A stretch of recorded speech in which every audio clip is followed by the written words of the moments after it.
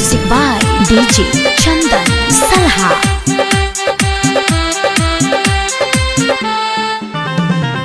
कोमल के प्यार में छियल मुसाफिर, कोमल के प्यार में छियल मुसाफिर, छली से हाथ डाला के तोड़ दल के दिल। कोमल के प्यार में छियल मुसाफिर, कोमल के प्यार में छियल मुसाफिर, छली से हाथ डाला के तोड़ दल के दिल। बेवफा के प्यार में छियल मुसाफिर, दोना दे दोना दोना दे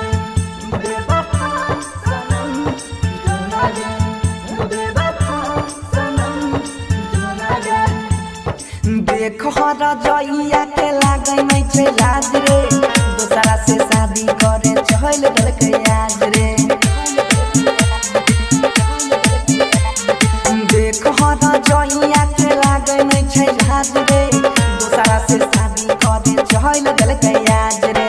चाहे भी है जितना उतना होय छे हमरा फील, चाहे भी है जितना उतना होय छे हमरा फील, छली से हाथ डाला के तोड़ दल के दिल। कोमल के प्यार में छियल मुसाफिर, कोमल के प्यार में छियल मुसाफिर, छली से हाथ डाला के तोड़ दल के दिल। कोमल के प्यार में छियल मुसाफिर।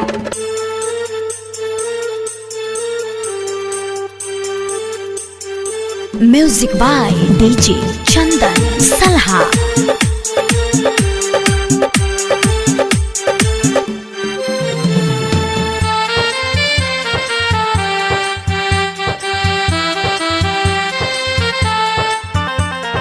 जानो से ज्यादा चाहरी है रे कसम से, छूटते पादान ओकर जुदाई के गम से। जानो से ज्यादा चाहरी है रे कसम से, छूटते पादान ओकर जुदाई के गम से। सोनू सुधीरवा के दिमाग गेले है, दारू पियले बंसी कहिया के मी, जब से कमलिया छौरी तोड़ दल के दिल।